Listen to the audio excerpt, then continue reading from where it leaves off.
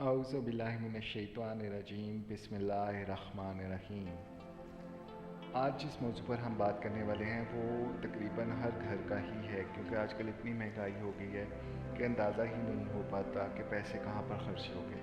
لیکن اگر ہم امید کرتے ہیں کہ اللہ تعالیٰ ہماری کمائی میں برکت ڈالے اور تھوڑے پیسے بھی بہت ہو جائیں، تو آپ اس پر عمل کیجئے، انشاءاللہ تعالیٰ اللہ تعالیٰ آپ کی کمائی میں برکت ڈالیں گے۔ جیب میں پیسے نہیں، ٹھہرتے تو غور فرمائیے۔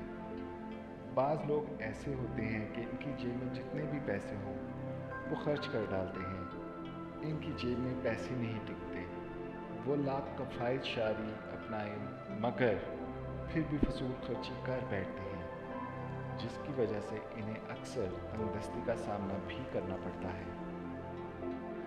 ایسے احباب کو چاہیے کہ اپنی اس عادت پر کنٹرول کریں اور پیسے لیتے وقت تعوذ اور تسمیہ پڑھیں، اور پیسے دیتے وقت انا للہ و انا الیہ راجعون پڑھیں۔ میرا یہ آزمودہ نسخہ ہے، واقعی ہی اس پر عمل سے پیسوں میں برکت اور فضول خرچی کی عادت سے چھٹکارا مل جاتا ہے اور انسان کفایت شعار بن جاتا ہے۔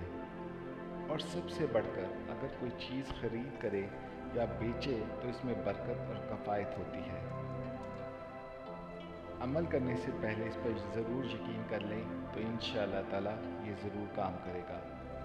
میں امید کرتا ہوں ہمارے بھائیوں کی جیب میں اس کا بہت اچھا اثر پڑے گا اور انہیں تھوڑے پیسے بھی بہت لگ گئے ہیں انشاءاللہ تعالیٰ۔ یا باری تعالیٰ ہم سب کی جو کمائیاں ہیں اس میں برکت ڈالے اور انہیں نیک کمائی بنائے، کسی کے گناہ کی کمائی نہ بنائے، کسی گناہ سے کمائی ہوئی پیسے نہ بنائے۔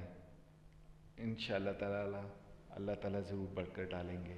آمین یا رب العالمین۔